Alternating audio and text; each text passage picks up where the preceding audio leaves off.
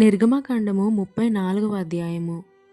మరియు యెహోవా మోషేతో, మొదటి పలకలు అంటే మరి 2 రాతి పలకలను చెక్కుము. నీవు పగలగొట్టిన మొదటి పలకల మీదనున్న వాక్యములను నేను ఈ పలక మీద వ్రాసెదను. ఉదయమునకు నీవు సిద్ధపడి ఉదయమున సినాయి కొండ ఎక్కి అక్కడి శిఖరము మీద నా సన్నిధిని నిలిచి ఉండవలెను. ఏ నరుడును నీతో ఈ కొండకు రాకూడదు. ఏ నరుడును ఈ కొండ మీద ఎక్కడనైనను కనబడకూడదు. ఈ కొండ ఎదుట గొర్రెలనైనను ఎద్దులైనను మేయకూడదని సెలవిచ్చాను.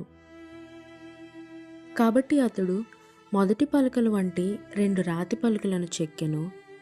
మోషే తనకు యెహోవా ఆజ్ఞాపించినట్లు ఉదయమందు పెందలకడ లేచి ఆ 2 రాతి పలకలను చేతపట్టుకొని సినాయి కొండ ఎక్కగా, మేఘములో యెహోవా దిగి అక్కడ అతనితో నిలిచి యెహోవా అను నామమును ప్రకటించెను. అతని ఎదుట యెహోవా అతని దాటి వెళ్ళుచు, యెహోవా కనికరము, దయ, దీర్ఘశాంతము, విస్తారమైన కృపా సత్యములు గల దేవుడైన యెహోవా, ఆయన 1000 మందికి కృపను చూపుచు దోషమును, అపరాధమును, పాపమును క్షమించును గాని ఆయన ఏమాత్రమును దోషులను నిర్దోషులుగా ఎంచక 3-4 తరముల వరకు తండ్రుల దోషమును కుమారుల మీదికిని కుమారుల మీదికిని రప్పించునని ప్రకటించెను. అందుకు మోషే త్వరపడి నేల వరకు తలవంచుకొని నమస్కారము చేసి, ప్రభువా, నా మీద నీకు కటాక్షము కలిగిన ఎడల నా మనవి ఆలకించుము.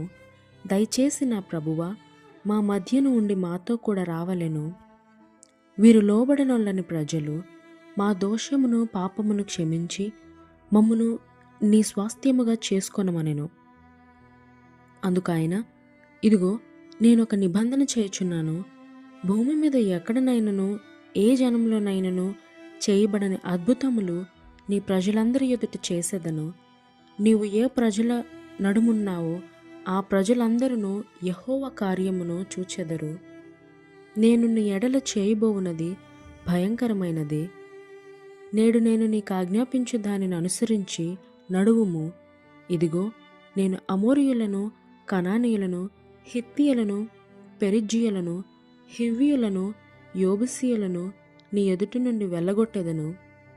నీవు ఎక్కడికి వెళ్ళుచున్నావో ఆ దేశపు నివాసులతో నిబంధన చేసుకొనకుండా జాగ్రత్త పడుము.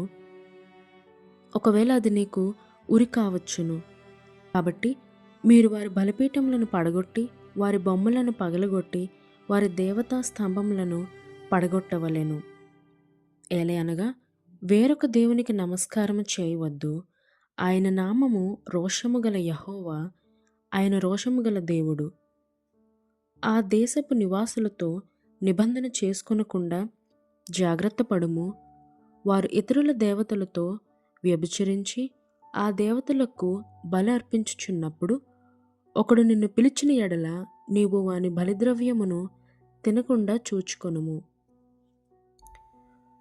మరియు నీవు నీ కుమారుల కొరకు వారి కుమార్తెలను పుచ్చుకొనే ఎడల వారి కుమార్తెలు తమ దేవతలతో వ్యభిచరించి నీ కుమారులను తమ దేవతలతో వ్యభిచరింప చేయుదురేమో. పోతపోసిన దేవతలను చేసుకొనవలదు. మీరు పొంగని వాటి పండుగ ఆచరింపవలెను. నేను నీకు ఆజ్ఞాపించినట్లు అబీబు నెలలో నియామక కాలమందు 7 దినములు పొంగని వాటినే తినవలెను.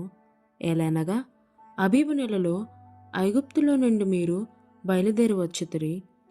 ప్రతి తొలిచూలు పిల్లయు నాది. నీ పశువులలో తొలిచూలుదైన ప్రతి మగది దూడయే గాని గొర్రెపిల్లయే గాని అది నాదగును. గొర్రెపిల్లను ఇచ్చి గాడిద తొలిపిల్లను విడిపింపవలెను.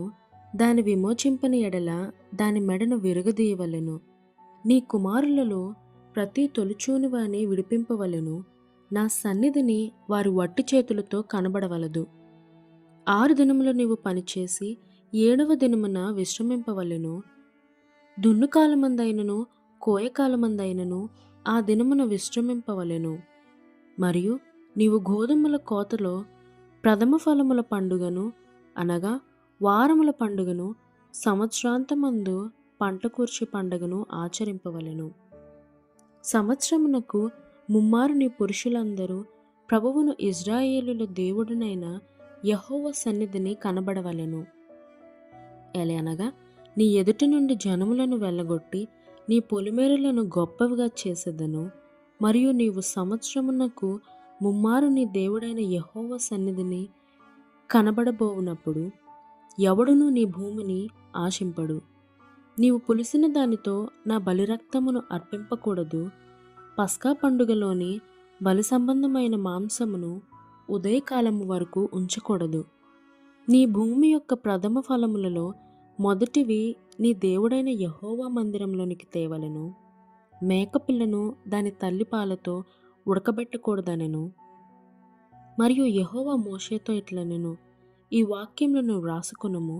ఎలయనగా ఈ వాక్యములను బట్టి నేను నీతోనూ ఇజ్రాయేలులతోనూ నిబంధన చేసియున్నాను.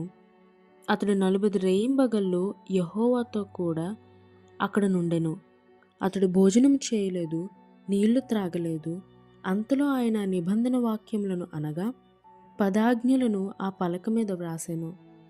మోషే సినాయి కొండ దిగుచుండగా శాసనములు గల ఆ 2 పలకలు మోషే చేతిలో ఉండెను. అతడు ఆ కొండ దిగుచుండగా ఆయన అతనితో మాట్లాడుచున్నప్పుడు తన ముఖచర్మము ప్రకాశించిన సంగతి మోషేకి తెలిసి ఉండలేదు. అహరోనును ఇజ్రాయేలులందరూ మోషేను చూచినప్పుడు అతని ముఖచర్మము ప్రకాశించెను గనుక వారు అతని సమీపింపవెరచిరి. మోషే వారిని పిలిచినప్పుడు అహరోనును సమాజ ప్రధానులందరూ అతని యొద్దకు తిరిగి వచ్చిరి. మోషే వారితో మాట్లాడెను. అటు తరువాత ఇజ్రాయేలులందరూ సమీపింపగా సినాయి కొండ మీద యెహోవా తనతో చెప్పినది యావత్తును అతడు వారికి ఆజ్ఞాపించెను. మోషే వారితో ఆ మాటలు చెప్పుట చాలించి తన ముఖము మీద ముసుగు వేసుకొనెను. అయినను మోషే యెహోవాతో మాట్లాడుటకు ఆయన సన్నిధిని ప్రవేశించినది మొదలుకొని అతడు వెలుపలికి వచ్చి వరకు ఆ ముసుగు తీసివేసెను. అతడు వెలుపలకు వచ్చి తనకు ఆజ్ఞాపింపబడిన దానిని ఇజ్రాయేలులతో చెప్పెను. మోషే ముఖచర్మము ప్రకాశింపగా ఇజ్రాయేలులు మోషే ముఖమును చూచిరి. మోషే ఆయనతో మాట్లాడుటకు లోపలకు వెళ్ళే వరకు తన ముఖము మీద ముసుగు వేసుకొనెను.